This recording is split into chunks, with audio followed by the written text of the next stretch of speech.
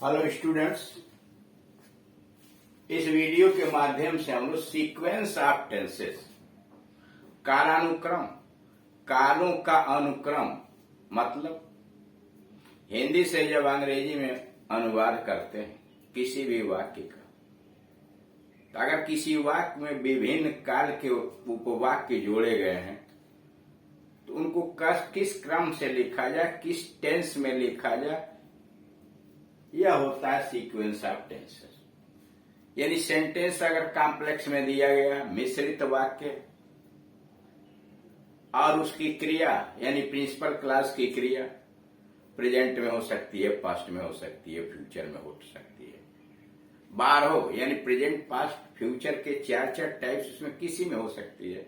तो उसके साथ जो सबऑर्डिनेट क्लॉज आश्रित उपवाक्य जुड़ा हुआ है उसकी क्रिया का टेंस क्या होगा, क्या उसका कोई प्रभाव पड़ता है।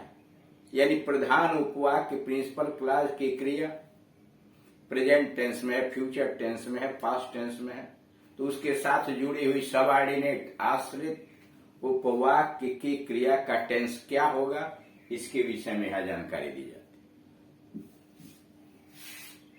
है। नोट, यह वह सिद्धांत है, यानी सीक्वेंस ऑफ टेंसेज वह सिद्धांत है जिसके अनुसार आश्रित उपवाक्य सबऑर्डिनेट क्लॉज में प्रयुक्त वर्ब का टेंस प्रधान उपवाक्य यानी प्रिंसिपल क्लॉज के वर्ब के टेंस के अनुसार बदल जाता है।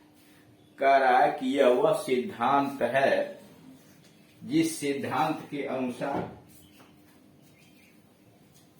आश्रित उपवाक्य में प्रयुक्त वर्ब का टेंस प्रधान उपवाक्य यानी प्रिंसिपल क्लॉज के वर्ब के टेंस के अनुसार बदल जाता है। यानी इसके अंतर्गत यह प्रक्रिया अपनाई जाती है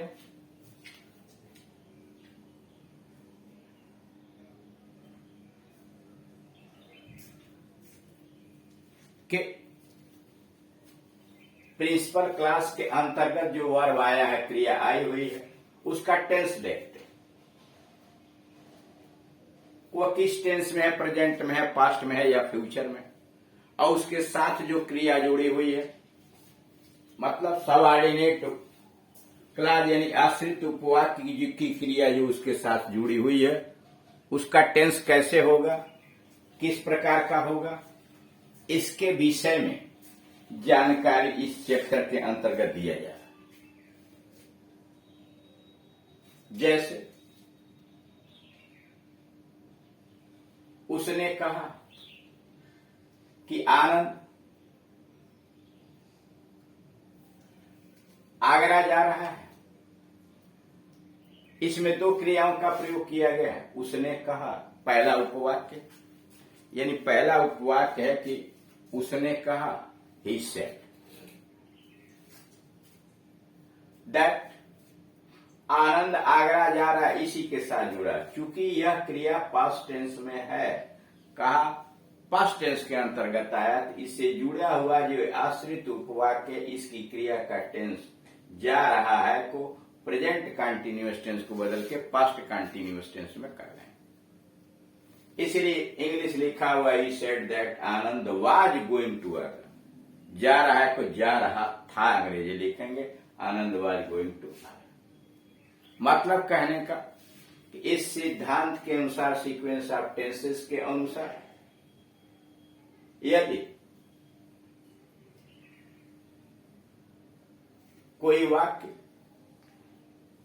कॉम्प्लेक्स सेंटेंस है, मिश्रित वाक्य में है, तो सबऑर्डिनेट क्लॉज में प्रयुक्त जो क्रिया है या क्रियाएं हैं, कई हो सकती हैं, उसके वर्ब का टेंस प्रिंसिपल क्लॉज के वर्ब के अनुसार, यानी उसका टेंस क्या है, प्रिंसिपल क्लॉज की क्रिया का टेंस क्या है, उसके अनुसार बदल जाता है। जैसे यह उदाहरण दिया गया, उसने कहा कि आनंद आगरा जा रहा है, he said that Anand was going to Agra.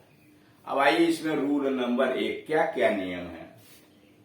यदि प्रिंसिपल क्लॉज की क्रिया वर्तमान काल में हो, यदि प्रिंसिपल क्लॉज की क्रिया वर्तमान काल में हो, तो सबऑर्डिनेट क्लॉज की क्रिया यानी वर्ब किसी भी टेंस में प्रयुक्त हो सकते हैं। पहला रूल यह है कि अगर प्रिंसिपल क्लास की क्रिया प्रेजेंट टेंस में यूज की गई है, प्रेजेंट इंडिफिनिट टेंस हो सकता है, प्रेजेंट कंटिन्यूअस टेंस हो सकता है, प्रेजेंट परफेक्ट हो सकता है, प्रेजेंट परफेक्ट कंटिन्यूअस टेंस हो सकता है। यानी प्रेजेंट टेंस के किसी भी टाइप में अगर प्रिंसिपल वर्ब दिया हुआ, प्रिंसिपल क्लास की क्रिया दी गई है, तो उससे जुड़ी हुई क्रियाएं यानी आश्रित उपवाक्य की क्रियाएं किसी भी टेंस में हो सकती।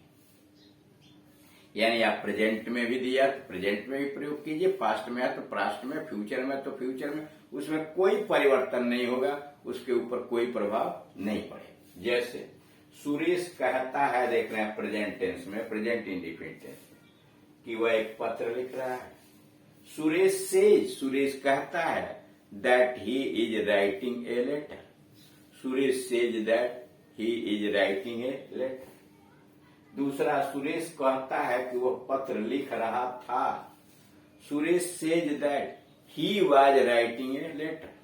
Suresh says that he was writing a letter. Number 3, Suresh कहता है कि वह पत्र लिखेगा। Suresh says that he will write a letter. इसमें आप देख रहे हैं पहले वाले में लिख रहा है प्रेजेंट कंटिन्यूअस, दूसरे में लिख रहा था पास्ट कंटिन्यूअस और तीसरे में फ्यूचर इंडिफिनिट टेंस, यानी तीनों काल का प्रयोग हो गया। और जबकि इधर सुरेश कहता है, मतलब यह कि अगर प्रिंसिपल क्लास की क्रिया प्रेजेंट टेंस में यूज की गई है तो उससे जुड़े हुए सबऑर्डिनेट क्लास यानी आश्रित उपवाक्य या उससे जुड़ी हुई अन्य कोई क्रियाएं हैं तो उसके ऊपर कोई प्रभाव नहीं पड़ेगा। जिस टेंस में वह दी गई है हिंदी में, उसी टेंस में इंग्लिश में भी ट्रांसलेट करेंगे। जैसे लिख रहा है प्रेजेंट कंटिन्यूअस टेंस है तो ट्रांसलेशन भी प्रेजेंट कंटिन्यूअस टेंस में बना, और दूसरे में लिख रहा था पास्ट कंटिन्यूअस टेंस है, हिंदी में भी तो अंग्रेजी में भी पास्ट कंटिन्यूअस टेंस में बना, और तीसरे में सबऑर्डिनेट की क्रिया फ्यूचर इंडेफिनिट टेंस में तो ट्रांसलेशन भी फ्यूचर इंडेफिनिट टेंस में बना, इसलिए कि प्रिंसिपल क्लास की क्रिया प्रेजेंट टेंस में है। क्लियर? अब आइए रूल नंबर 2, यदि प्रिंसिपल क्लास की क्रिया भविष्य काल यानी फ्यूचर टेंस में विल शैल लगा के आया हुआ है तो सबऑर्डिनेट क्लास की क्रिया भाव के अनुसार किसी भी टेंस में प्रयुक्त हो सकती है। कह रहा है कि अगर प्रिंसिपल क्लास की क्रिया फ्यूचर टेंस में लिखी हुई है, फ्यूचर इंडेफिनिट टेंस हो सकता है, future continuous, future perfect, future perfect continuous tense हो सकता है, तो उसके साथ जुड़ी हुई सबऑर्डिनेट यानी आश्रित उपवाक्य की क्रिया भाव के अनुसार यानी जैसा हिंदी में दिया है किसी भी टेंस में प्रयुक्त हो सकती है। जैसे मोहन कहेगा फ्यूचर टेंस में कि उसका भाई वकील है, तो मोहन विल से, मोहन कहेगा, Mohan will say that his brother, उसका भाई, इज ए लायर, वकील है। Mohan will say that his brother is a lawyer. Mohan will say देख रहे हैं फ्यूचर टेंस में, उसका भाई वकील है प्रेजेंट टेंस में, तो Mohan will say that his brother is a lawyer. दूसरा, सरला कहेगी, अब दूसरे में दिया हुआ है कि सरला कहेगी, Sarla will say, future indefinite tense में सरला कहेगी, सरला विल से कि वह चेन्नई में रहती थी, पास्ट टेंस में Sarla will say that she lived in Chennai, Sarla will say that she lived in Chennai. Number 3, छात्र कहेंगे कि वे कठोर परिश्रम करेंगे, the students will say, future indefinite tense में दैट दे, कि वे कठोर परिश्रम करेंगे, they will work hard, they will work hard, they will work hard, the students will say that they will work hard, कि वे कठोर परिश्रम करेंगे। यानी आपने दो नियम में देखा कि अगर प्रिंसिपल क्लास की क्रिया प्रेजेंट टेंस में है या दूसरे में प्रिंसिपल क्लास की क्रिया फ्यूचर टेंस में है, तो आगे जो उससे सब ऑर्डिनेट क्लास की क्रिया जुड़ी है, तो जिस टेंस में हिंदी है उसी टेंस में अंग्रेजी बनाएंगे, कोई प्रभाव उसमें नहीं है, यानी इसमें कोई विशेष बात नहीं है। लेकिन रूल नंबर 3 पर आइए। यदि प्रिंसिपल क्लास का वर्ब क्रिया भूतकाल में हो, यानी प्रिंसिपल क्लास की क्रिया भूतकाल पास्ट टेंस में हो, तो सबऑर्डिनेट क्लास का वर्ब भी भूतकाल में होगा।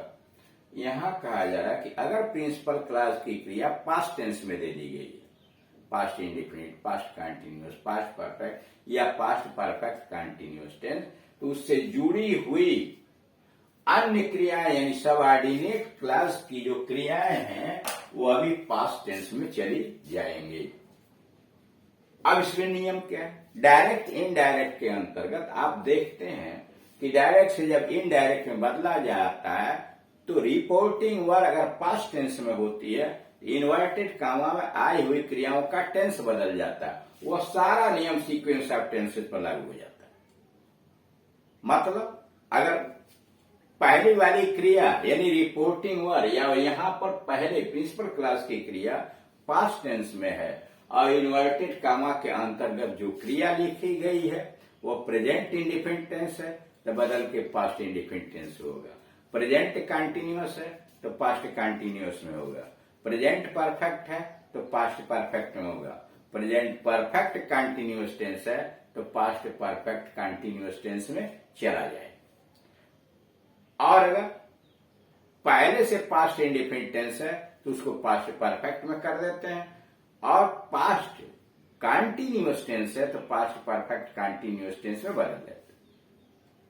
और अगर फ्यूचर में, तो फ्यूचर में आप जानते हैं विल शैल आता है, तो विल के जगह पर वुड लिख देते हैं, शैल के जगह पर शुड लिख देते हैं, कैन के जगह पर कुड लिख देते हैं, मे के जगह पर माइट लिख देते हैं। ये परिवर्तन यानी डायरेक्ट से इनडायरेक्ट बदलते समय जो नियम लागू होते हैं वही सारे नियम सीक्वेंस ऑफ टेंसेज में भी लागू होते हैं। अब विस्तृत अर्थ में क्रिया का क्या नियम है डायरेक्ट से इनडायरेक्ट में बदलने के, इसके लिए आपको डायरेक्ट एंड इनडायरेक्ट चैप्टर को देखना चाहिए।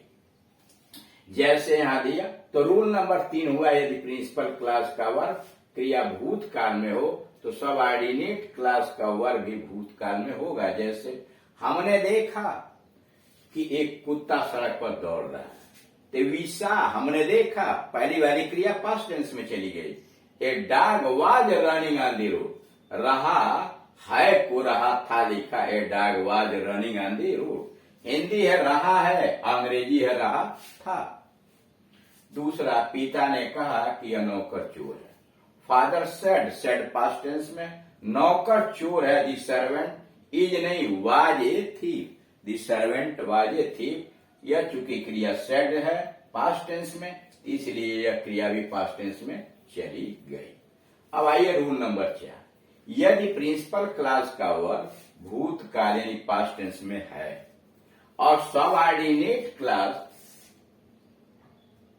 किसी सार्वभौमिक सत्य अथवा आदत या कहावत या सर्वमान्य सत्य या कोई ऐतिहासिक तथ्य प्रकट कर रहा है, तो सबऑर्डिनेट क्लास के वर्ब का टेंस नहीं बदलता। मतलब इस नियम का रूल नंबर 3 का अपवाद भी है कि अगर प्रिंसिपल क्लास की क्रिया पास्ट टेंस में है लेकिन उससे जुड़े हुए सबऑर्डिनेट की क्रिया के द्वारा जो अर्थ है, जो भाव है, वह सार्वभौमिक सत्य है। जैसे सूरज पूरब में उगता है। आदत की बात की गई है, कुत्ते या जमीन पर भौंकते हैं। कोई कहावत है, ईमानदारी अच्छी नीति होती है। अथवा सर्वमान्य सत्य है, 2 और 2 4 होते हैं। या कोई ऐतिहासिक तथ्य है, जैसे 15 अगस्त को भारतवर्ष में स्वतंत्रता दिवस मनाया जाता है। तो अगर इस तरह के भाव सार्वभौमिक सत्य, आदत, कहावत, ऐतिहासिक तथ्य या सर्वमान्य सत्य उस वाक्य के द्वारा प्रकट किया जा रहा है, तब टेंस नहीं बदलेंगे। जैसे उन्होंने कहा पास्ट टेंस में, सूर्य पूरब में निकलता है। They said that the sun rises in the east. They said that the sun rises in the east. The sun rises in the east का टेंस इसलिए नहीं बदला कि इसके द्वारा सार्वभौमिक सत्य बात कही जा रही है। ही टोल्ड हिज सिस्टर दैट, उसने अपनी बहन को बताया कि कुत्ते अजनबी पर भौंकते हैं। He told his sister that dogs bark at stranger, he told his sister that dogs bark at stranger. तो अब इस तरह से आपने 4 नियम देखे। इसमें अभी यह कंप्लीट नहीं हुआ, अगले वाले वीडियो के अंतर्गत इसे कंप्लीट किया जाए। इसमें आपने देखा कि अगर प्रिंसिपल क्लास प्रेजेंट टेंस में या फ्यूचर टेंस में है, तो उससे जो सबऑर्डिनेट क्लास यानी अगली क्रिया जो जुड़ी हुई है, अगला उपवाक्य जुड़ा है, उसकी क्रिया में के टेंस में कोई परिवर्तन नहीं होगा, वह जैसे है वैसे ही आप ट्रांसलेशन बना दीजिए। लेकिन नंबर 3 में आपने देखा कि अगर पहली वाली क्रिया प्रिंसिपल क्लास की क्रिया पास्ट टेंस में है, तो उससे जुड़ी हुई सबऑर्डिनेट क्लास की क्रिया भी पास्ट टेंस में चली जाएगी और उस पर डायरेक्ट इनडायरेक्ट का नियम लागू हो जाएगा। और उसी डायरेक्ट इनडायरेक्ट नियम के अनुसार आपने देखा कि रूल नंबर 4 में यदि प्रिंसिपल क्लास की क्रिया पास्ट टेंस में है, लेकिन उससे जुड़े हुए सबऑर्डिनेट वाक्य के द्वारा, उपवाक्य के द्वारा अगर कोई भाव ऐसा है कि वह सार्वभौमिक सत्य की बात कर रहा, आदत की बात कर रहा, कहावत की बात कर रहा या ऐतिहासिक तथ्य प्रकट कर रहा है, तो उसका टेंस आप नहीं बदलेंगे। शेष इसके अगले वाले वीडियोस के अंतर्गत समझाए जाएंगे। Thank you.